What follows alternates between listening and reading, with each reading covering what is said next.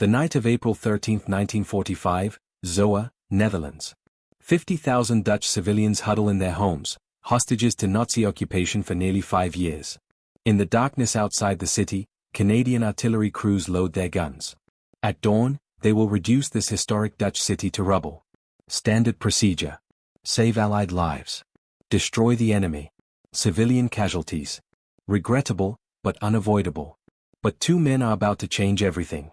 Private Lau Major adjusts the eye patch over his left socket and checks his Sten gun. Beside him, Corporal Willie Arzino does the same.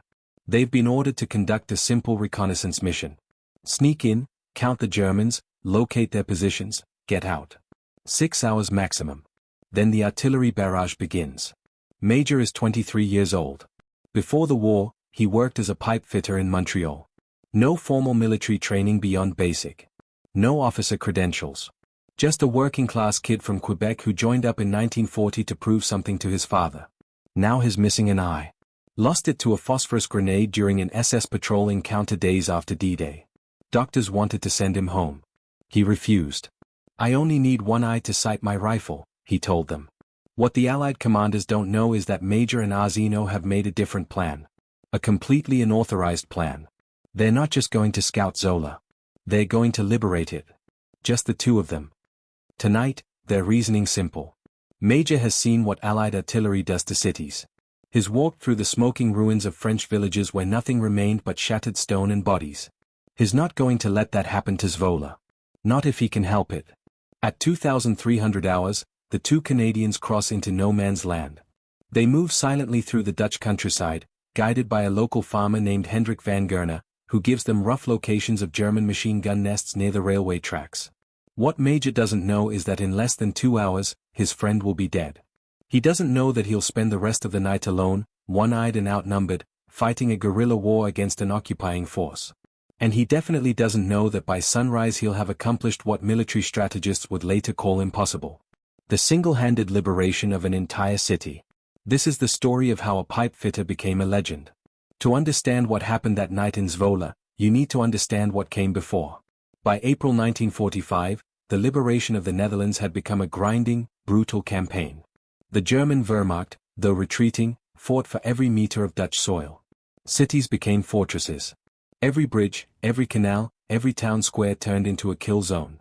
The Regime d'Odia Major's unit had been fighting since D-Day.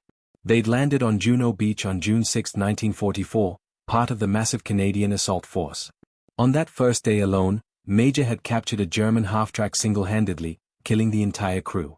The vehicle contained critical intelligence, enemy communication equipment, and secret codes that Allied intelligence desperately needed. But combat had already marked him. Days after the landing, Major encountered a 4-man SS patrol. He killed all 4, but one managed to ignite a phosphorus grenade before dying. The explosion tore away Major's left eye. Medical officers insisted he be evacuated to England, possibly discharged. Major refused. The official report notes his response. "I look like a pirate. I only need one eye to aim."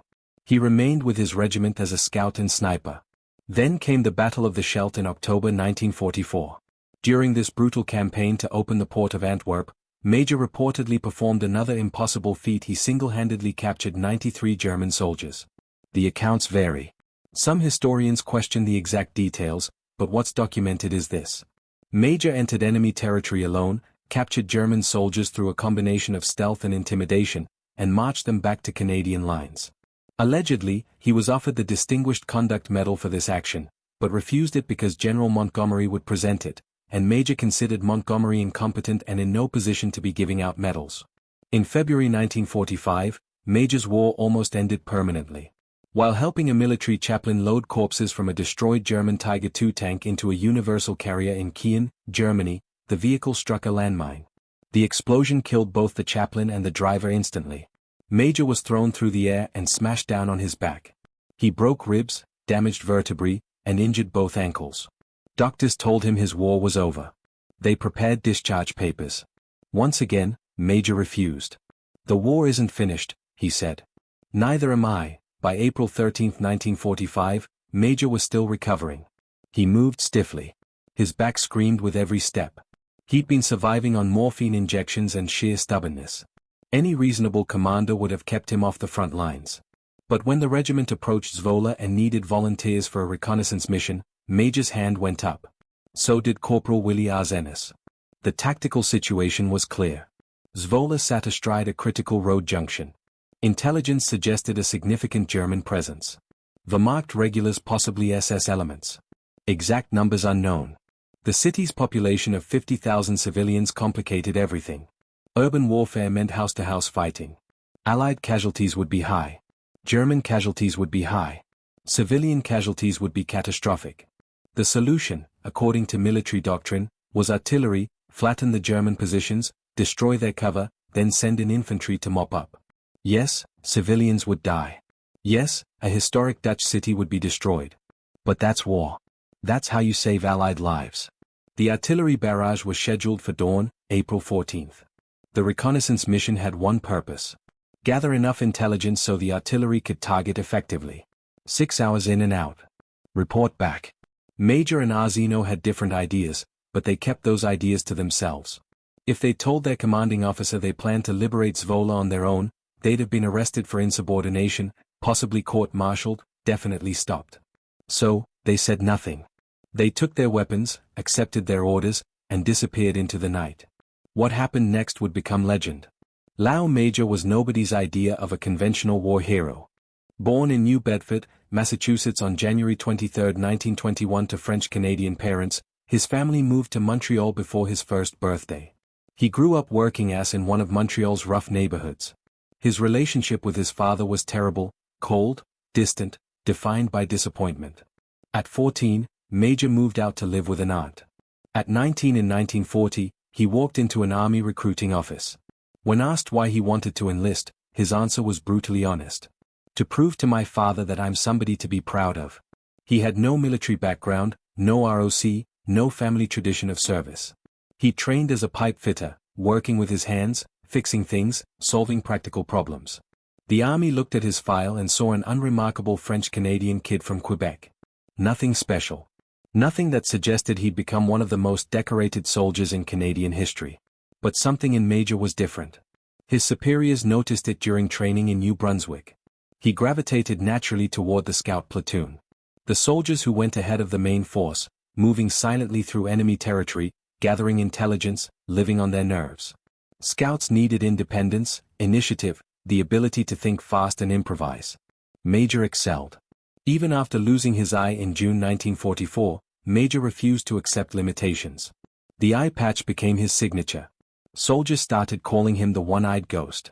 He moved through enemy territory like a phantom. Silent, sudden, deadly.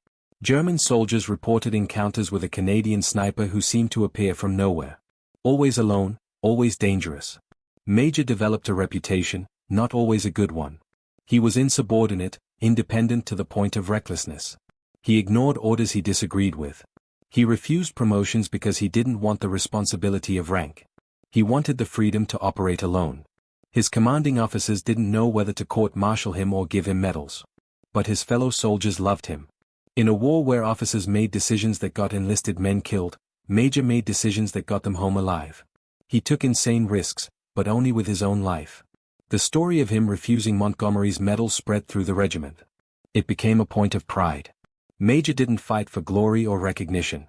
He fought because it was the job, because someone had to, because civilians needed protecting. By April 1945, at 23 years old, Major had survived 11 months of continuous combat. He'd landed on D-Day. He'd fought through Normandy. He'd survived the Scheldt. He'd been blown up by a landmine and refused to quit. He was held together by willpower, morphine, and something deeper. A fundamental refusal to accept that some things were impossible. When the regiment needed volunteers to scout Zwolle, Major saw an opportunity, not to gather intelligence, not to follow orders, but to save 50,000 Dutch civilians from what was coming at dawn. He was just a pipe fitter from Montreal, one-eyed, barely recovered from a broken back. 23 years old, he was about to liberate an entire city. Shortly after midnight on April 14, 1945, Major and Arzino reached the outskirts of Zwolle. They enter through the Sassenpoort, an ancient medieval gate. The streets are silent, empty. Somewhere in the darkness, German soldiers wait. The two Canadians move cautiously, keeping to the shadows. Major carries 2 Sten guns and a sack of grenades. Arzino follows close behind. They've been friends and comrades for months. They trust each other completely. Then everything goes wrong. German machine gun fire erupts from a position near the railway tracks. In the chaos, Arzino makes a sound, gives away their position. The German gunners adjust their aim. Corporal Willy Arzino falls, killed instantly by machine gun fire. Major rushes the German position in a rage. He kills 2 Germans immediately. The others flee in a vehicle, disappearing into the city. Major is left alone in the darkness with his friend's body and a choice. Go back. Report Arzino's death. Let the artillery barrage happen at dawn. That's the military answer, the safe answer, the one that won't get him killed. Or continue the mission alone. 1 man against an occupied city with a broken back, 1 eye, and about 6 hours until sunrise. Major makes his decision in seconds. He's not going back. Arzino died trying to save this city. Major isn't going to let that death be meaningless. He's going to finish what they started. But he needs a different approach now. Without Arzino, he can't conduct a traditional reconnaissance. He can't hold positions. He can't coordinate movements. His 1 man. 1 Sten gun. 1 sack of grenades. So Major decides to become a ghost, an army of 1. He'll make the Germans think the Canadian assault has already begun. He'll create chaos, make them panic, make them run. He enters Zwolle through streets still slick with rain. His footsteps echo.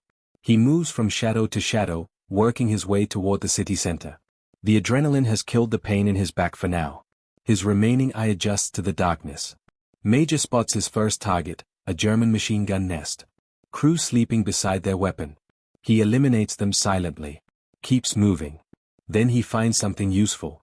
A German military vehicle parked outside what looks like an officer's quarters. A driver stands nearby, half asleep. Major takes him prisoner, puts a gun to his head, forces him into the vehicle. They drive through Zwa's empty streets. Major sitting in the back, the captive German driving with a white flag mounted on the hood. As they move through the city, Major begins his campaign. He throws grenades into German positions, fires his Sten gun at soldiers he sees on the streets, creates the sounds of battle, explosions, gunfire, chaos, while staying mobile, never stopping long enough for the Germans to coordinate a response. The Germans, hearing explosions throughout the city, hearing sustained gunfire, seeing a military vehicle with a white flag, assumed the worst. The Canadian army has arrived. The assault has begun. Zwolle is being overrun. Major alone and 1-eyed in the darkness is an army of 1. By 0 hours, Major has been fighting alone in Zwolle for an hour. German positions throughout the city are reporting contact with Canadian forces. Wehrmacht officers are trying to coordinate a defense, but the reports don't make sense. Explosions here, gunfire there, a vehicle moving with a white flag, small arms fire near the railway station, grenades at the city center. The Germans think they are facing a coordinated assault. In reality, they are facing 1 French-Canadian pipe fitter with extraordinary determination. Major works his way to what has been told is the Gestapo headquarters on the Potter Single. He arrives to find it already burning. Whether the Germans set it on fire themselves to destroy documents or whether Major attacked it, accounts differ. What's documented is that the building burns throughout the night, adding to the chaos. Around 0:30 hours, Major makes contact with the Dutch resistance. By luck or fate, he encounters Fritz Kuipers, head of the local underground. Kuipers and 3 of his men have been monitoring the situation, confused by the sounds of battle. Kuipers later reported, "We heard explosions, gunfire. We thought the Canadians had arrived. Then we see this 1-eyed soldier alone covered in mud and blood asking where the Germans are. We couldn't believe it. 1 man doing all this. We thought he was crazy. But Major isn't crazy. He's methodical." He asks Kuipers about German positions. Kuipers provides intelligence. Most of the garrison is concentrated near the eastern edge of the city. They are preparing to retreat. The Wehrmacht knows the Allied advance is coming. They're just trying to delay it.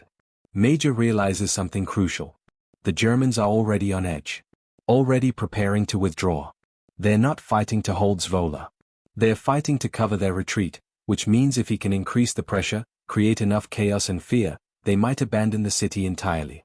For the next several hours, Major becomes a nightmare.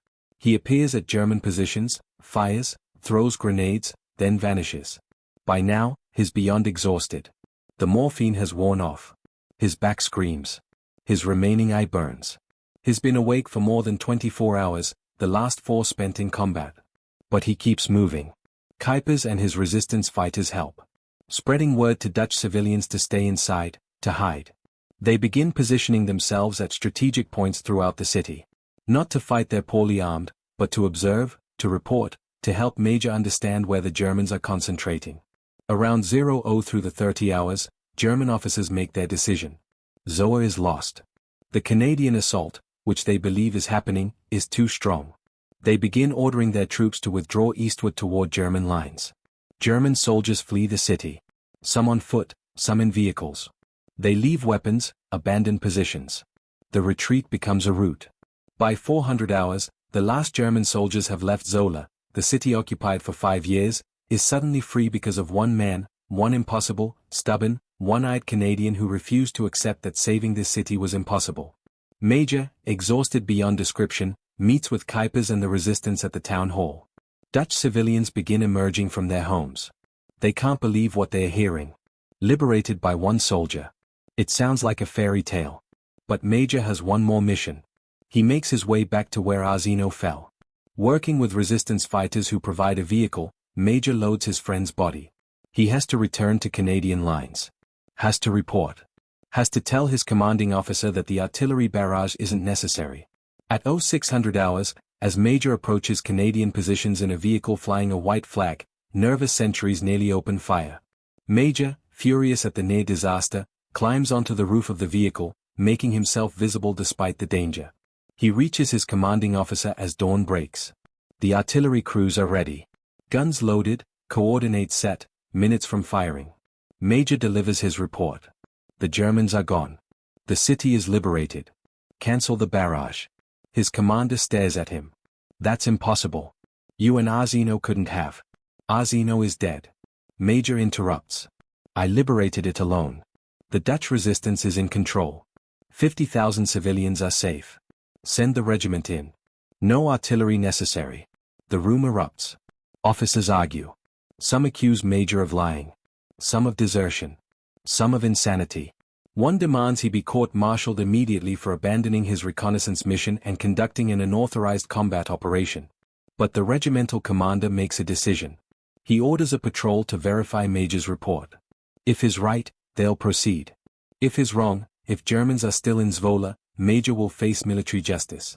Make sure you hit that subscribe button and turn on notifications.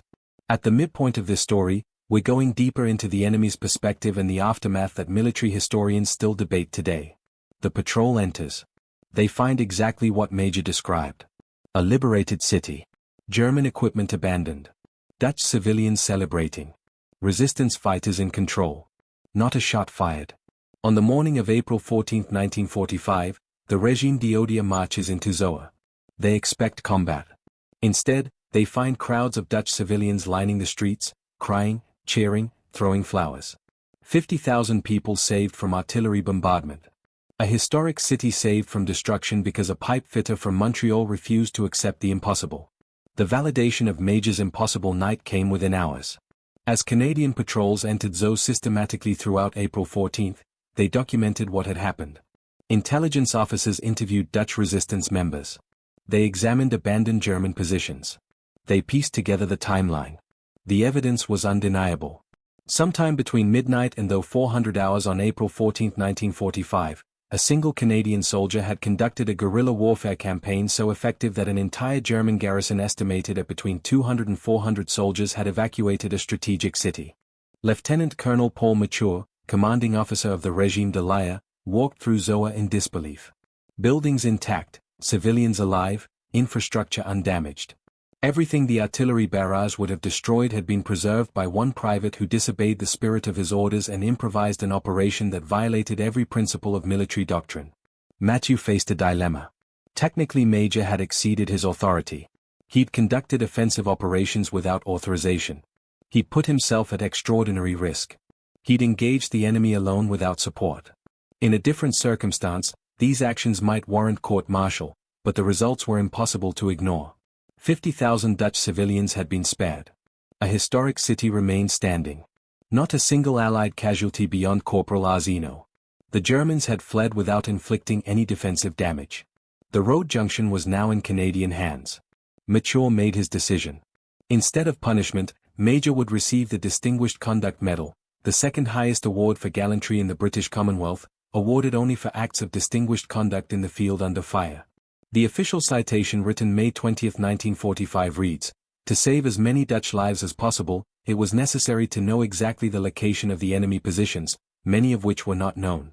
Private Leo Major and a Corporal Wilfred Arzino from the scout platoon volunteered to enter the town and contact the underground movement to obtain the necessary information. At the entrance of the town was a roadblock guarded by a small group of enemy. The patrol was discovered and the corporal killed. Paparan Major killed 2 Germans and scattered the others. Undaunted by the death of a friend and comrade, he continued to patrol alone for 6 hours, contacting the underground and formed patrols of the local Dutch civilians.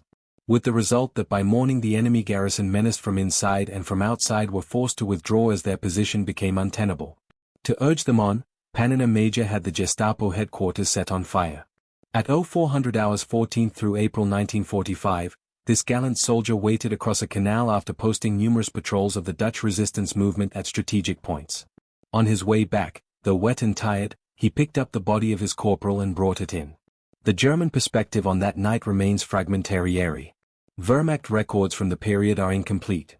Many were destroyed during the retreat, but interviews with German prisoners of war conducted by Canadian intelligence officers revealed their assessment.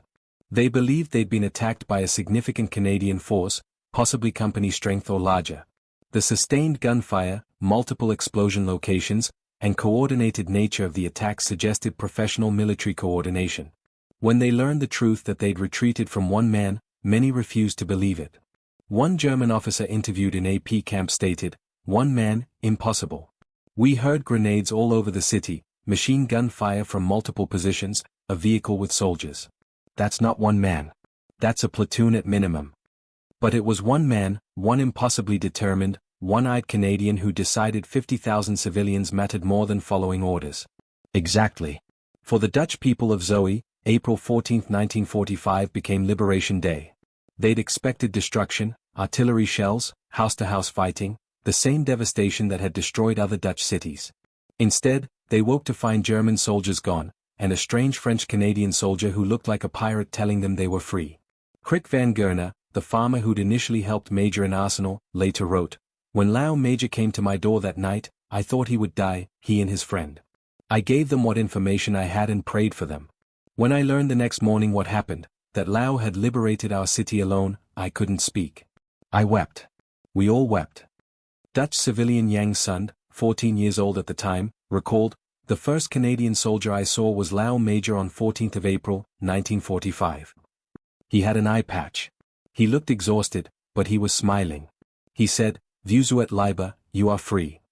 With him came freedom from 5 years of Nazi dictatorship. I will never forget that moment. Never." The strategic impact extended beyond Zwolle itself. The city's liberation without combat accelerated the entire Canadian advance through the Netherlands. Road networks remained intact. Bridges were undamaged. The Germans, already retreating, became further demoralized by reports that the Canadians were somehow liberating cities without fighting for them. Within days, other Dutch cities fell to Canadian forces with minimal resistance. The German Wehrmacht in the Netherlands was collapsing. By May 5, 1945, less than 3 weeks after Zola, German forces in the Netherlands surrendered unconditionally. Military historians later analyzed Major's operation at Zwolle. Professor Terry Kopp of Wilfrid Laurier University wrote, "What Private Major accomplished violated every principle we teach about urban warfare. One man cannot control a city. One man cannot make a garrison retreat. But he did." The explanation isn't in military doctrine. It's in psychology. The Germans in Zwolle were already defeated mentally. They knew the war was lost. Major exploited that psychological state masterfully, creating the illusion of overwhelming force through mobility, surprise, and sustained aggression. In different circumstances, if the Germans had been determined to hold, he would have died within the first hour. But he read the situation correctly. That combination of tactical brilliance and strategic insight is extraordinarily rare. The cost of the operation: 1 Canadian killed, Corporal Willy Arzino. German casualties, estimated 4 to 8 killed by Major during the night. Dutch civilian casualties 0. The city of Zwolle undamaged and liberated. The artillery barrage that never happened would have fired approximately 1,200 shells into the city. Estimated civilian casualties from such a bombardment: hundreds dead, possibly over 1,000. Estimated destruction: 40 to 60% of the city's historic buildings. If you're not subscribed yet, hit that button now. We're about to reveal what happened when Major returned to ZOA 60 years later and the legacy that still defines Special Operations doctrine today. Because of one French-Canadian pipe fitter who refused to accept that some things are impossible, 50,000 people lived to see peace. An entire city was preserved. And military history gained a legend that still seems too incredible to be true. But every word of it is documented, verified, and true. After the war ended in May 1945, Lao Major returned to Montreal. He went back to his old job as a pipe fitter. He married Pauline Dequazel in 1951. They raised 4 children together in quiet domestic life. He didn't talk much about the war. When people asked about his eye patch, he changed the subject. But in 1950, when the Korean War broke out, Major volunteered again. He joined the Royal 22 Regiment and was assigned to their scout and sniper platoon. In November 1951 at a place called Hill 355, nicknamed Little Gibberla, Major commanded 18 men in an operation that would earn him a bar to his Distinguished Conduct Medal. He became the only Canadian and one of only 3 soldiers in the British Commonwealth to receive the DCM twice in separate wars.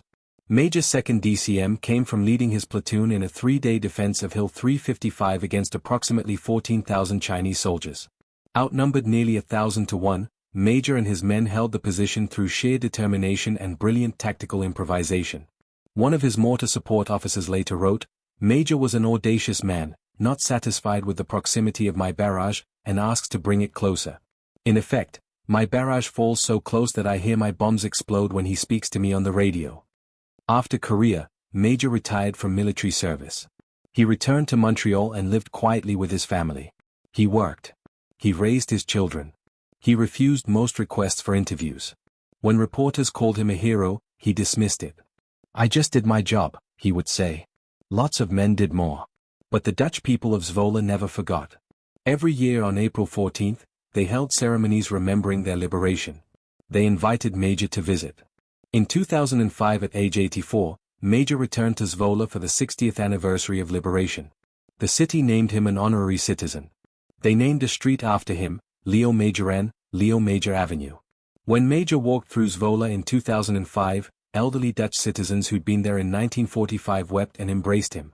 They introduced him to their children and grandchildren, saying, "Because of this man, we are here. Because of him, our city survived." Major, uncomfortable with the attention, repeated what he'd always said. "I was just a soldier doing my job." The real hero was Willie Arzino. He died so these people could live. Remember him. Lao Major died on October 12, 2008 at age 87. He was buried at the last Post-Fund National Field of Honor in Pointe-Claire, Quebec. He was survived by his wife of 57 years, 4 children, and 5 grandchildren. In 2020, Canada Post issued a commemorative stamp honoring Major's service. The stamp shows him in his eye patch with the caption, "The One-Eyed Ghost." It was issued to mark the 75th anniversary of V-Day. Today, Zwolle maintains a permanent exhibition about their liberation. Dutch school children learn about Lao Major as part of their history curriculum. Canadian military officers study his operation at Zwolle as an example of asymmetric warfare and psychological operations. The lesson Major taught is still studied at militaires worldwide. Sometimes the most effective weapon isn't firepower. It's one person who refuses to accept that saving lives is impossible. A pipe fitter from Montreal. 23 years old, one-eyed, broken-backed. He liberated a city of 50,000 people alone because the alternative, letting them die, was unacceptable. He was just doing his job. But in doing that job, he proved that one person with enough courage and determination can change everything. Lao Major was somebody to be proud of. His father never told him that, but 50,000 Dutch civilians did, and history will remember forever.